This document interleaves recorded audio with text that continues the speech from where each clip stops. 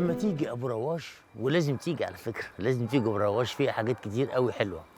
من ضمن الحاجات الحلوه في عيله قديمه جدا في ابو رواش اسمها عيله عمك طلبه، وتيجي عند عمك نجاح عشان تشوف العجب.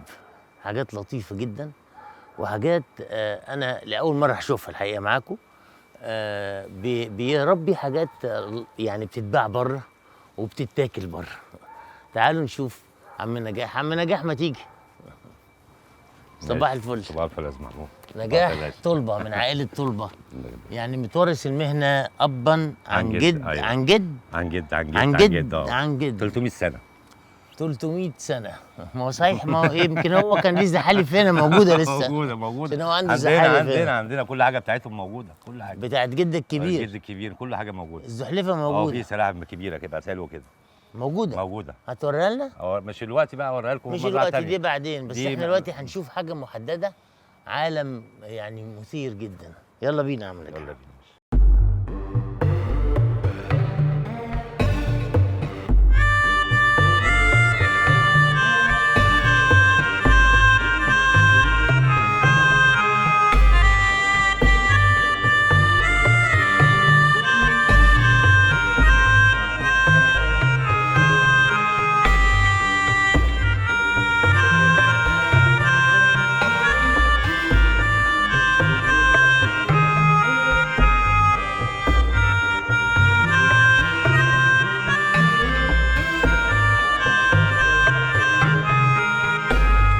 بقالكم كام سنه هنا يا عم نجاح؟ بقالنا يجي 300 سنه.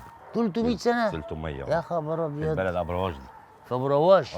جد عن جد عن جد عن جد. مهنه واحده. مهنه واحده.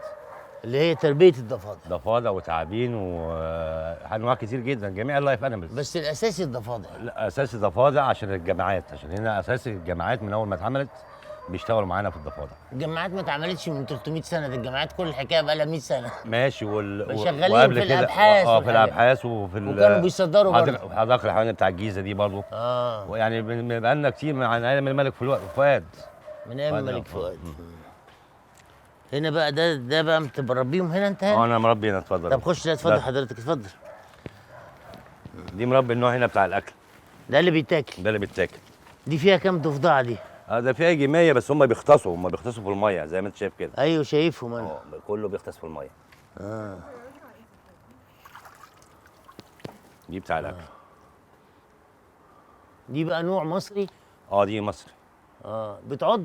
لا. ليه ما تعضش؟ لا ما تعضش خالص، بس خلي بالك بتزحلق، امسكها جامد عشان هي بتزحلق منك. مزحلقه عامله زي الموت السمك.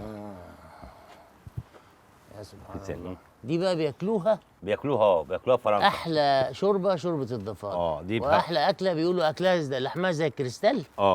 دي اللحمه الكريستال بتاع فرنسا والمانيا. بتصدر انت؟ بصدر. ودي بقى انت تعرف عمرها؟ ديت عمرها سنه. بتعيش سنتين بعد كده تموت. لا ايه ده ادعينا نديها على طول يا رب. وطبعا طول الليل دول بيعملوا اصوات فظيعه. بيعملوا اصوات. نزلها في الميه. نزلها في الميه يا باشا. هي خلاص تغطس كده. واحنا هنصورها ازاي؟ اطلعهم لك بره. تطلع الميه؟ اطلع لك. ده كتير. امال هي اطلع لك بره كتير اهو في كل حته فيه. بس هو بيغطس زي السمك بالظبط. زي السمك. هي ما بتطلعش عن الميه. امال بتتنفس ازاي؟ ما هي بتتنفس تحت الميه. ما هو في عندنا نوعين. ما انا عشان كده عايز افهم بقى. في عندنا نوعين، 3 انواع في مصر. يعني في نوع مش عايز هوا. لا، في 3 انواع عندنا من الضفادع، 3 في مصر. في نوع يقعد في الميه اللي هو ده بتاع الاكل على طول، ما بيطلعش من الميه. ما يطلعش من الميه خالص. ما بيطلعش من الميه خالص. وفي نوعين بيطلعوا اللي هي بر مائيه، اللي هي بتاع التشريح، البوفو جولاليس. وفي اللي هي تطلع تعمل مشاوير وترجع تاني. الفريدس دي بيبقى على الساحل، على خط الساحل بس. الفريدس خضرة زي دي كده بس ميه حلوه كله. كله ميه حلوه. كله ميه حلوه. طب نقول تاني 3 انواع. 3 انواع. نوع جوه الميه ما بيطلعش ما بيطلعش. ده اللي بيتاكل، ده بتاع فرنسا. تمام. ده عايش في النيل، جاي مع النيل. ده انت هنا انا هنا بس بحوشه بحيث ان انا لما ابيعه يعني بهيئ له البيئه الطبيعيه بتاعته.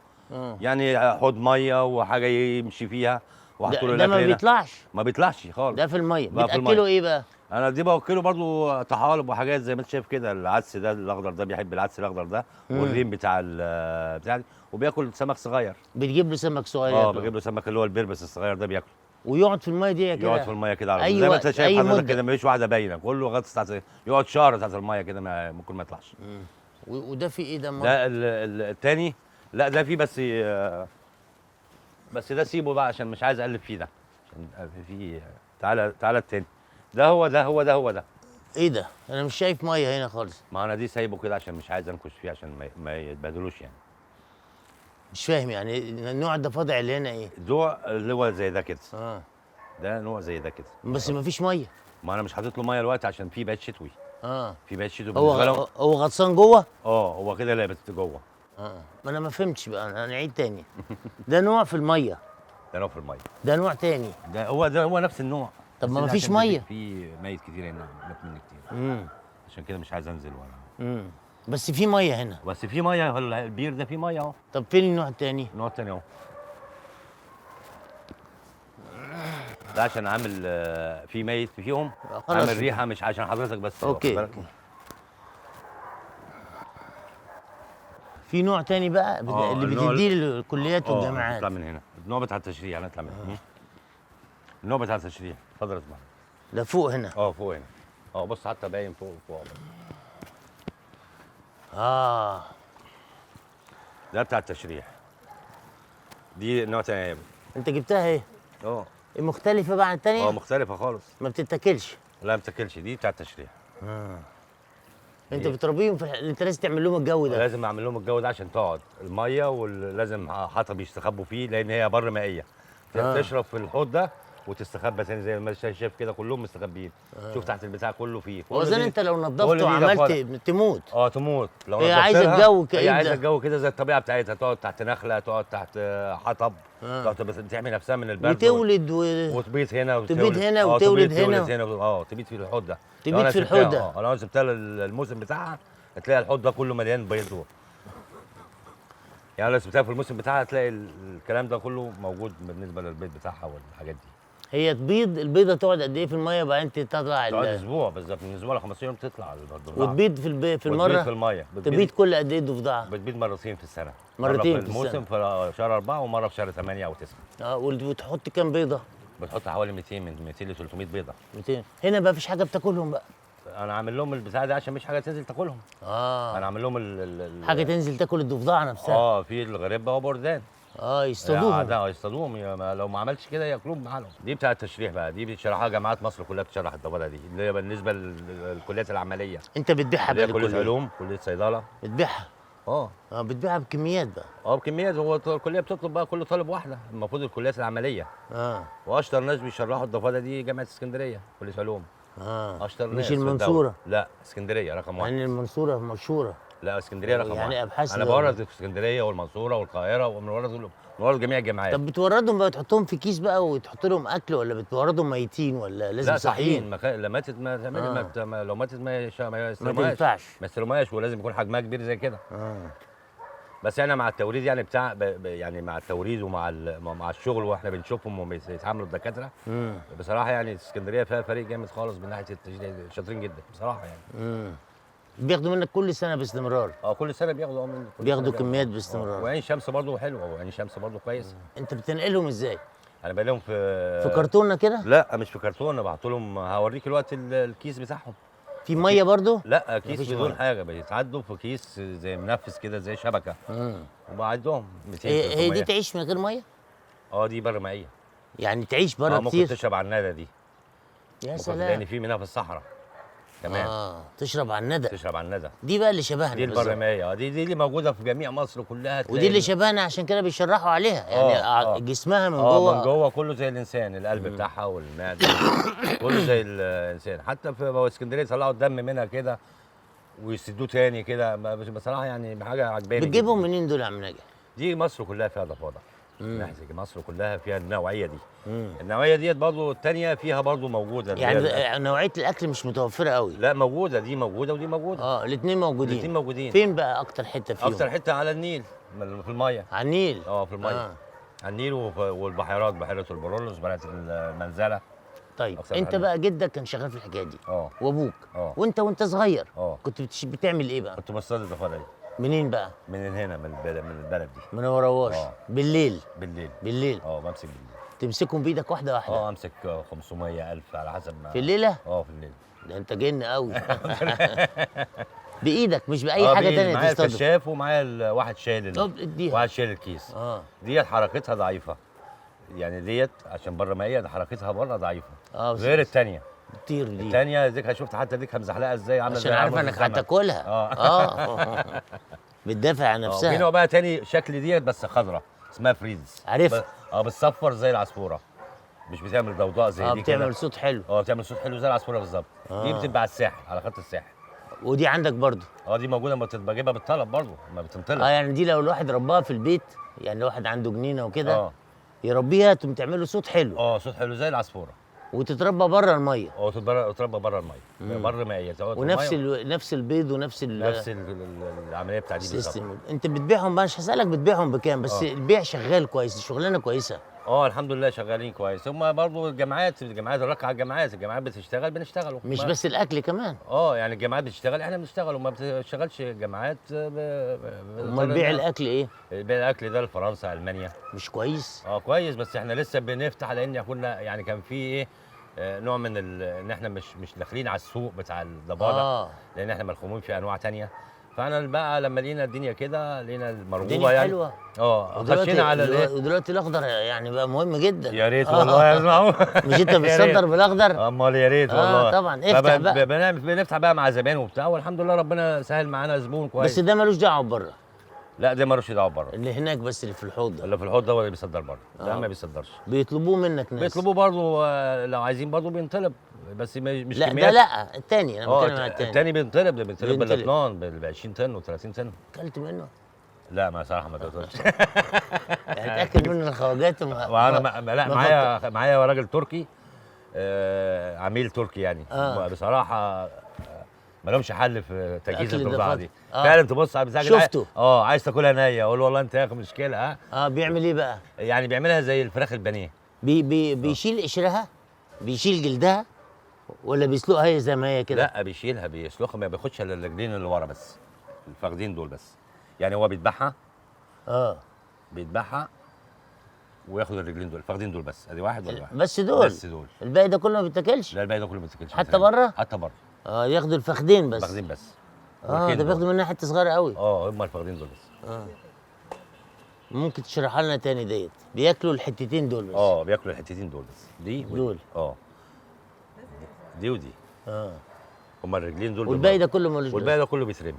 يسلخوا. حتى الراجل هنا حتى عايز، يعني مشكله في المشال بتاعها، المشال غالي خالص، يعني الكيلو ب $5 شيله بس. طب اذبحها بقى وابعت دول بس. فانا بنفكر ان احنا نذبحها هنا وتطلع دي بس. بس هو قالوا له اعمل مسلخ هنا، الراجل التركي ده قالوا له اعمل مسلخ هنا وبتاع، وهيدوا له برضه ترخيص ان ياخدها، بدل مثلا ما يشيل ياخد الحته دي. ياخد الحته دي وخلاص، ولا تيجي 10% حتى من منهم الوزن. يساعدونا احنا ان احنا نبيع اكتر. وانت بتبيعها وتوديها هناك صاحيه؟ هو بياخدها صاحيه، بيوديها هناك صاحيه. بيوديها هناك صاحيه، وعنده المسلخ هناك بيعملها هناك ويجهزها ويعملها وبتاع، وبعد كده ايه عايزه تسافر. لو انت ذبحتها هنا عايزه تجهيزات.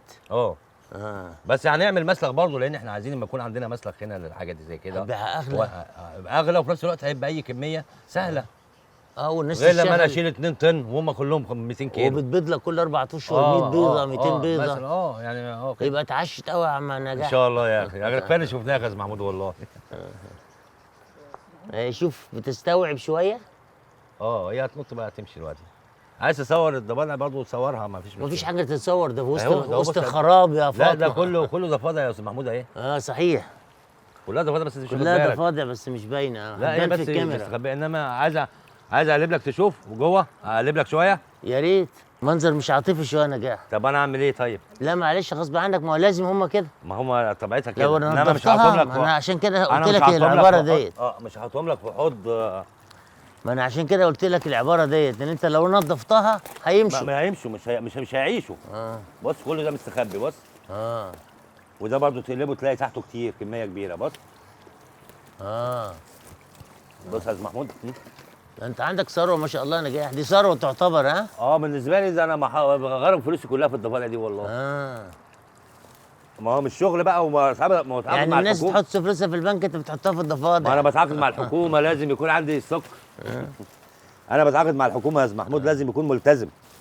يعني هو ممكن اسالك بتبيع الكميه بكام؟ يعني ال100 مثلا بتبيعهم بكام والله على حسب الدكاتره بصراحه برضه. يا سلام، امال ايه؟ حسب ما الدكاتره هو ازاي؟ الدكتور بيديله ميزانيه هو ما يقدرش يتعداها. يقول لك ما عنديش ما غير عنديش كذا. الا هم دول، هات لنا بيهم ومشينا، بنمشيهم، هنعمل ايه طيب؟ بس يعني بالتقريب كده. بص يا استاذ محمود. يا خبر ابيض، سبحان الله. كل بتاع هنا فيها كل ده كله ده مستخبي. بصوا دي اكم هناك برضه. يعني كله بتلبد عامله بيات شتوي. وهم بياكلوا مع نفسهم. وهم بياكلوا مع نفسهم. هي بيات شتوي ما بتاكلش قوي، بس لازم تشرب ميه.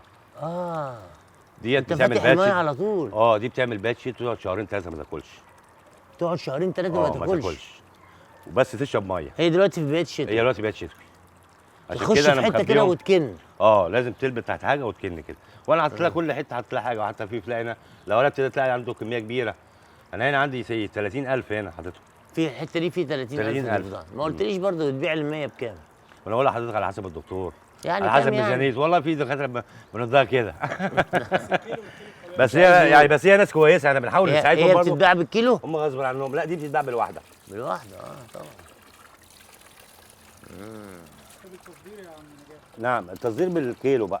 طب لو انا جبت لك 100 واحده تشتري مني بكام؟ ده برضه حته حلوه. لو انا لقيتهم مثلا في ترعه هديك اللي انت عايزه يا استاذ محمود. لا تقول عليه. طب اطلع نجاحتنا.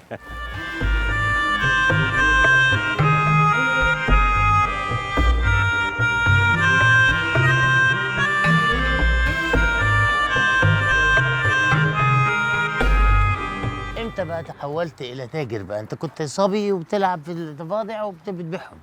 طبعا مع تطور الحياه. الحياه بيخلينا ان احنا نفكر، عشان انا اتعلمنا طبعا غير الابهات زمان تختلف غير دلوقتي. انت درست في اي حاجه؟ طبعا معايا خدت دبلوم ولا حاجه؟ معايا معهد فن صناعي بالفرنسيس ده زراعي. تمام. ف... وبعدين مسكت شغلانه من ابوك بقى؟ مسكت شغلانه. لقيت ابويا بورد الكليات وحديقه الحيوان وكده. تعاملنا في ما كانش لسه بيصدر؟ لا كانش فيه تصدير اصلا. ما كناش نعرفه بتصدر ازاي اصلا.